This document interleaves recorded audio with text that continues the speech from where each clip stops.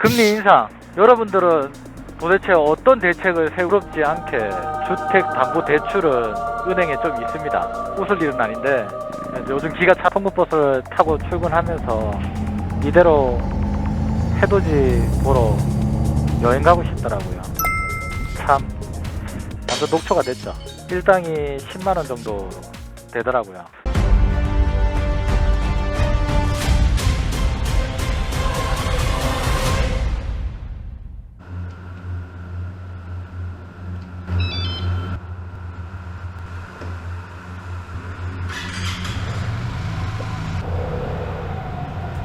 안녕하세요. 오늘은 출근하는 길에 촬영을 처음 하는 것 같습니다. 2024년 새해가 밝았습니다. 모두 제발 행복해지셨으면 좋겠습니다. 요즘 다들 많이 힘드시죠? 저는 아들 둘을 가진 4인 가족의 가장입니다. 중소기업에서 직장생활도 18년 정도 하고 있네요. 특별한 것 없는 대한민국의 대표적인 가장의 스타일이죠.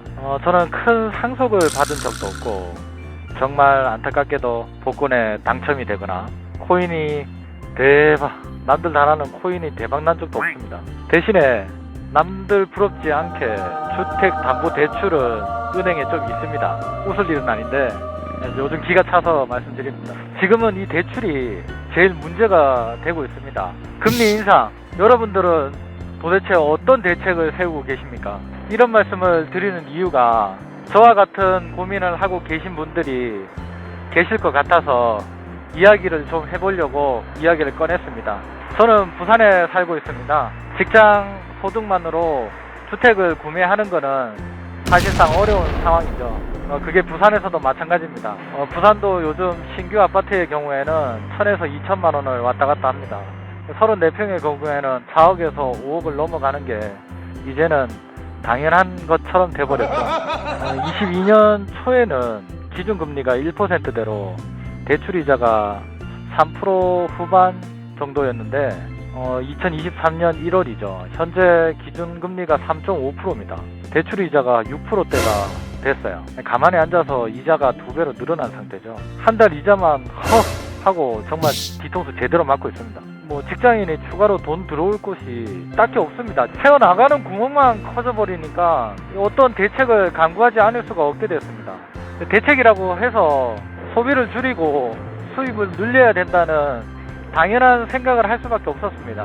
주변에서는 당분간 바이크 취미생활을 접고 바이크를 팔라는 얘기도 있었습니다.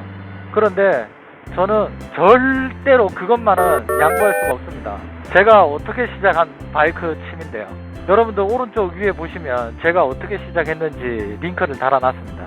이 상황을 벗어나기 위해서 차라리 내가 나가서 돈을 더 벌어야 되겠다, 그렇게 생각을 하게 됐습니다. 결국 휴일이나 퇴근 이후에 집에서 쉬거나 놀러 가거나 하는 당연했던 일상이 완전히 무너지게 되었죠. 이건 너무한 거 아니냐고. 와이프도 주말에 아르바이트 하러 가게 되고 저도 투잡을 알아봐야 되는 상황이 됐죠. 막상 아르바이트를 구해보니까 휴일이나 밤에 저 같은 아저씨들이 할 만한 곳이 너무 없더라고요.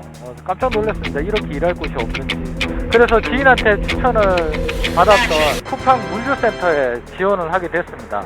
한간에는 쿠팡이 마지막 일터라고 말씀들을 하시던데 직업에 귀천이 있나요?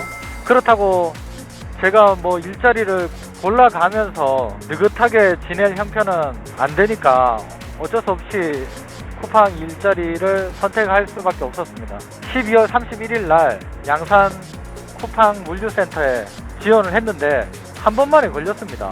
가고 싶다고 맘대로 갈 수 있는 게 아니라서 신입은 수차례 지원을 해도 걸리기 힘들다고 했는데 저는 마지막 날이다 보니까 지원 인력이 많이 없었는지 저는 한 번만에 걸렸습니다.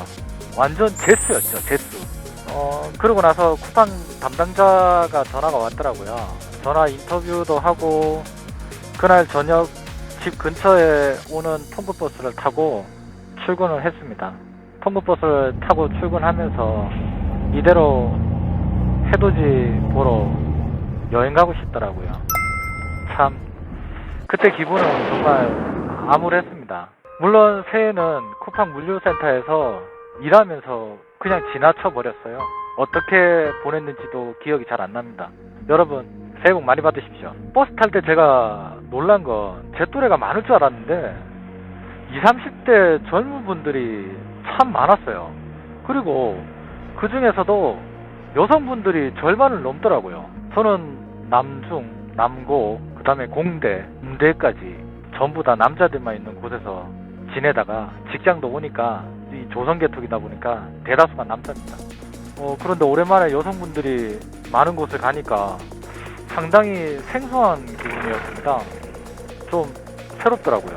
그렇게 별탈 없이 밤새 출고파트에서 걸어다니며 일하다가 새벽 4시에 마치고 집으로 돌아왔습니다. 완전 녹초가 됐죠. 일당이 10만원 정도 되더라고요. 매일 사무실에서 근무하다가 오랜만에 육체적인 노동으로 돈을 벌어봤습니다. 힘들더라고요. 그리고 젊은 분들이 열심히 일하는 모습을 보고 대견하다는 생각도 들었고, 한편으로 저분들도 좋은 직장 구하시길 바라는 마음도 생기더라고요.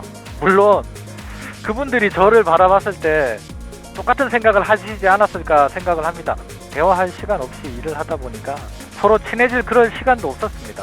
서로 뒷모습만 바라보는 게 전부였습니다. 쿠팡은 시간 날 때마다 지원해서 지금도 가고 있습니다.